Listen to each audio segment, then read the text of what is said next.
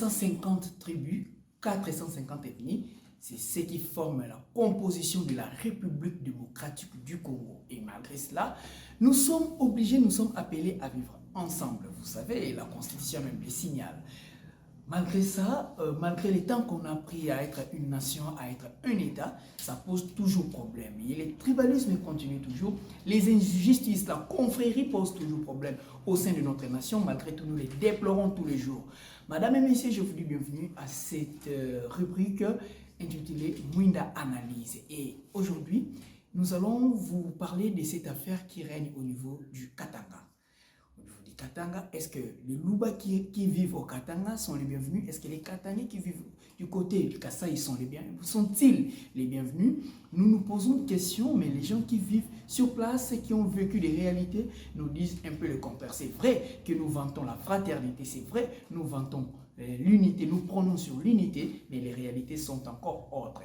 Et notre analyste avait bien ramasser tous ces problèmes et nous allons l'écouter. C'est lui qui, je ne dirais pas il a les monopoles, mais c'est lui qui s'est donné 7 ans de faire des recherches pour comprendre et en écoutant les réalités qui étaient passées sur le terrain et enfin de nous donner un peu son point de vue, ses propositions comme il a toujours fait. Vous allez les remarquer, c'est Albin Koulimouchi qui est toujours notre invité permanent. Alors je vous laisse suivre et on va se retrouver tout juste après pour clôturer cette rubrique.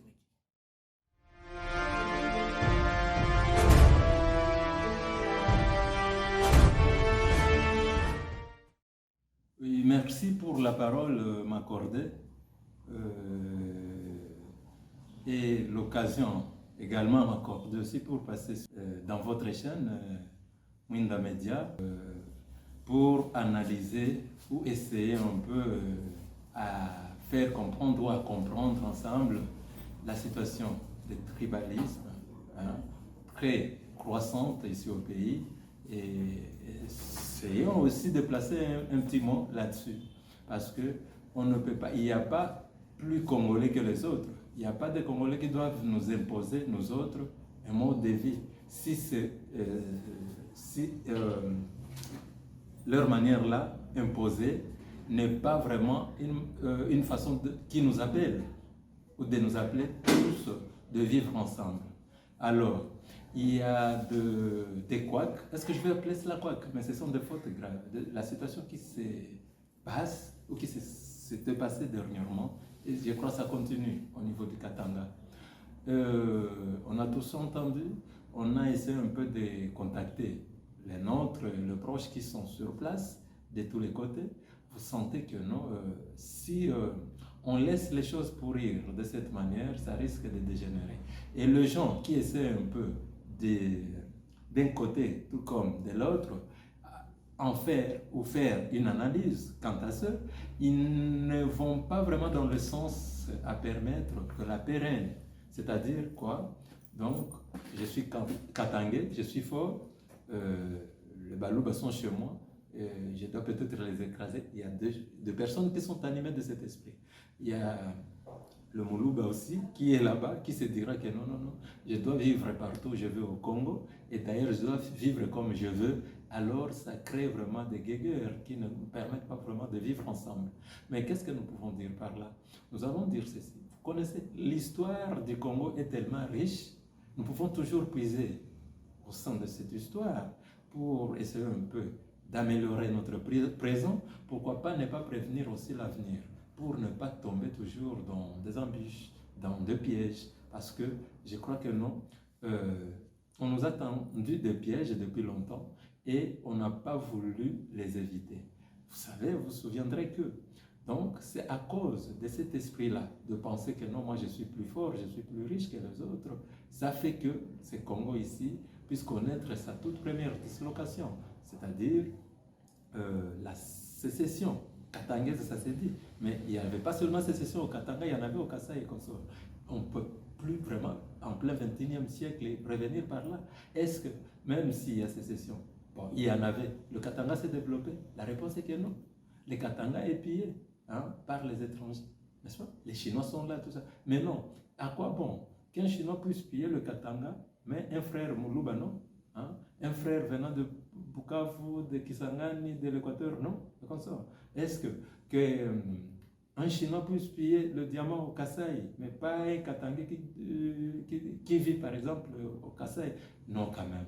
Et d'ailleurs, donc ce sujet-là, ou cette manière-là de réfléchir, a une bassesse de haut niveau, à telle enseigne que ça ne devrait pas être sur les lèvres ou dans les bouches des leaders que vous êtes, vous qui nous dirigez. Hein? Finalement, au Katanga, moi je demande au président Moïse, qui se montre très souvent homme pacifique, ça doit être réel. C'est dans de moments pareils qu'on doit vous entendre, président. C'est-à-dire, vous devez intervenir, appeler les uns et les autres, de retrouver le bon sens. Okay. Je demande au président Moïse Katumbi Diapo, n'est-ce pas? Lui qui se montre vraiment homme pacifique, d'appeler les uns et les autres, n'est-ce pas? À retrouver vraiment leurs responsabilités. Et la responsabilité ici est qu'on doit y aller avec deux messages qui adoucissent quand même nos cœurs, et ça permettra vraiment de vivre ensemble. Sinon, le trouble que ça peut causer, c'est... Personne ne me dira que non, les Katangais ne sont pas ailleurs, dans d'autres provinces. Si vous le dites, vous serez en train de mentir. J'ai une petite anecdote. Mouzé, tout ce qu'il a mené comme combat, il n'a pas mené au Katanga. Vous le savez, il a mené dans le Kivu, plus précisément au sud Kivu, non? N'est-ce pas? Il a mené, est-ce qu'il était là-bas comme étranger? La réponse est que non. Il se voyait être dans son pays. Et c'est comme ça qu'on doit vivre. Mais, alors, j'en profite aussi pour dire, disons aux autres, parce que je dois rappeler surtout les dirigeants de l'UDPS. Vous êtes au pouvoir. Laissez, il ne faut pas soutenir ou se taire devant des trucs, comment dire, les caractères d'injustice ou des dérapages. Non, vous ne devez pas vous taire. Vous devez parler, vous, les dirigeants de l'UDPS, parce que lorsque les gens, par exemple, font attaquer la résidence de Monsengo, je donne cet exemple-là, avec les drapeaux de l'UDPS, et vous vous êtes tués, là, ne pensez pas que non, nous allons gober tout ce que vous allez donner. Non, non, il faut condamner d'abord les comportements, et après, vous lancez un message. Le message doit être un message de paix. Vous ne le faites pas. Vous êtes tellement trop silencieux, à telle enseigne que d'autres trucs posés aussi par nos frères Kasaï, parce qu'il y en a aussi, hein, les gens commencent peut-être à penser que non, vous êtes derrière. Et pourtant, peut-être ce n'est pas le cas. J'ai ici, au niveau de l'UDPS, qui je peux interpeller ou qui je peux, disons, recourir auprès de lui pour en fait lui transmettre ces messages. Et là, je ne vois pas vraiment pacifique, au vrai sentiment, je prendrai seulement le président de la République, à ses caractères aussi, très pacifique, très calme. Alors, ne laissez pas, monsieur le président, les choses pourrir. Hein? Vous avez des gens autour de vous qui ne tiennent pas vraiment de discours d'apaisement. Hein? Ils vont, disons, dans le sens de...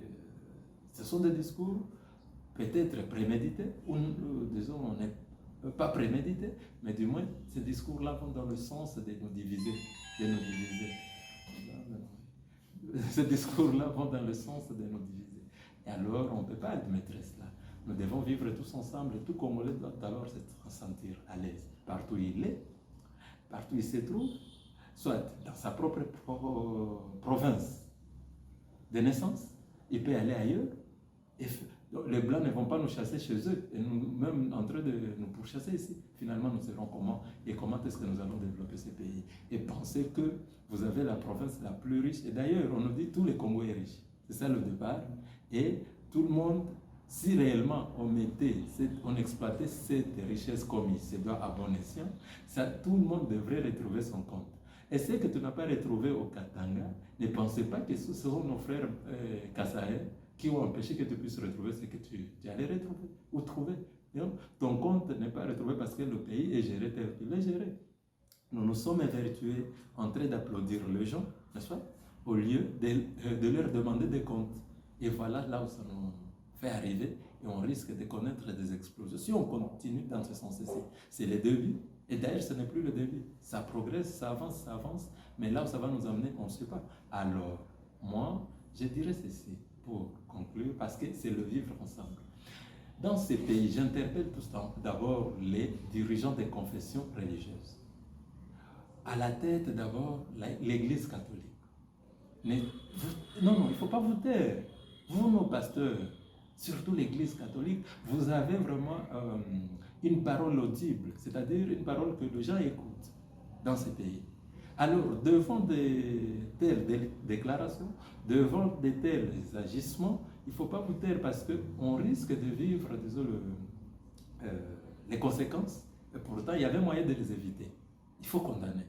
Et lorsque vous condamnez, soyez vraiment un seul homme condamné dans le sens, disons, de privilégier tout d'abord l'existence du Congo. C'est notre pays et nous tâtonnons et qu'on nous laisse tâtonner, qu'on ne nous impose pas vraiment des mots d'ordre et tout ça, et que, disons, on tâtonne avec nos dirigeants, mais demain après-demain, nous allons peut-être, Dieu va nous permettre, on tombera sur une bonne personne, pétrie peut-être de talent, capable de changer les choses, mais on ne doit pas nous rentrer dedans parce que tout simplement les choses ne vont pas dans le sens qu'on voudrait peut-être que ça puisse aller.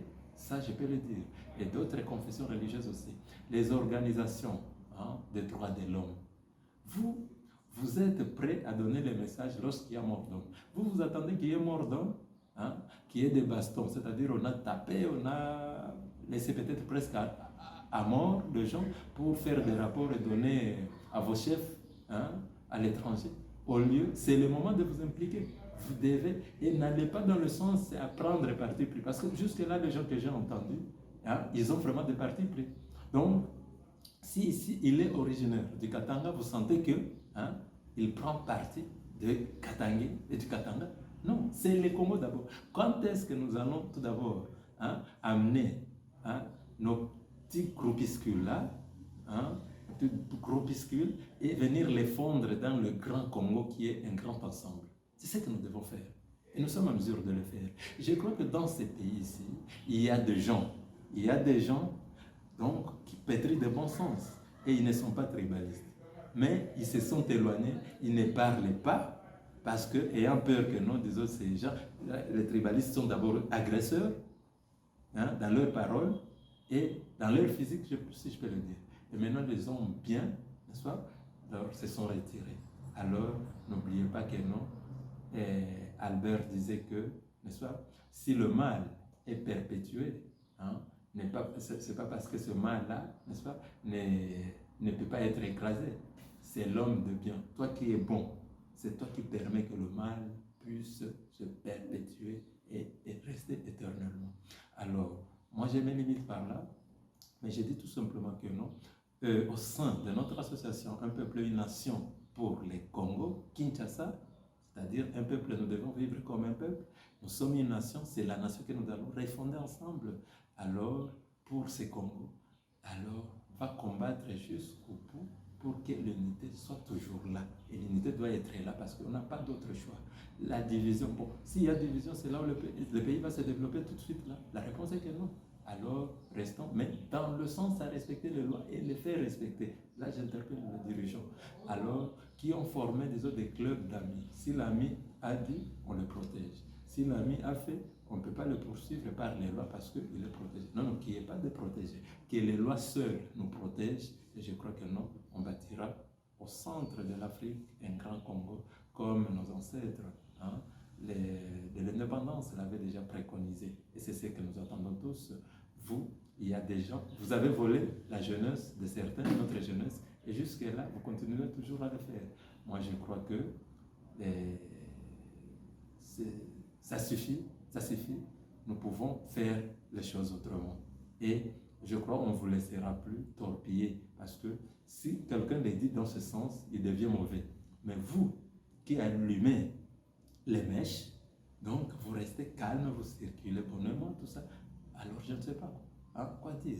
Mais du moins, je crois que non, chers frères congolais, chers compatriotes, nous nous sommes entendus. Et évitons les gens, ces discours-là d'arracher la nationalité aux uns et l'attribuer aux gens qui vous plaisent. C'est-à-dire quoi? Si vous sentez que notre terre ne vous plaît pas, vous dites que non, il n'est pas congolais. Si tel, c'est ton frère, ça doit vraiment cesser. Nous devons faire les choses autrement. C'est-à-dire, les Congolais se connaissent très bien. Mais celui qui doit connaître, par exemple, un Rwandais, c'est quelqu'un qui est soit à Bukavu, à Goma, à Kisangani, donc dans cette contrée-là. Et toi qui n'es pas de ce côté, tu dois te renseigner avant de conclure sur quelqu'un. Mais non, quelqu'un qui doit connaître les Bazombo, on nous dit que ce sont des Angolais. Bon, je ne sais pas trop, parce qu'il y en a, j'habite avec certains qui me disent que non, ils sont Angolais, et ils reconnaissent. Alors, ce n'est pas celui qui viendra de l'Équateur ou de Kisangani, c'est celui qui est tout près, hein, Bandundu, Congo central. C'est ça. Alors, ça va nous aider de ne pas vexer les autres et de se repousser de temps en temps. Je crois que non. Tout a été presque dit. C'est le vivre ensemble et rien d'autre que ça qui nous permettra de développer ce pays.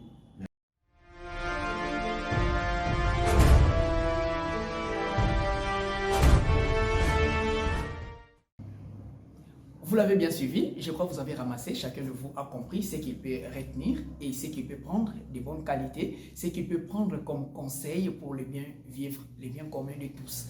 On en a besoin et, chers internautes, alors prenez les bons côtés, évacuez, dégagez les antivaleurs auprès de nous. Nous avons un pays qui a encore beaucoup de problèmes, alors ajoutez encore l'orgueil, ajoutez encore les détournements, ajoutez encore les tribalismes, ça nous amènera encore dans le trou. Alors, c'est sur ce point que nous bouclons un peu cette rubrique. Nous allons nous retrouver prochainement pour un autre sujet qui dérange ou qui fait la gloire. Nous avons pris l'engagement de les analyser. Merci à vous et restez toujours branchés sur mundamedia.cd. À plus tard.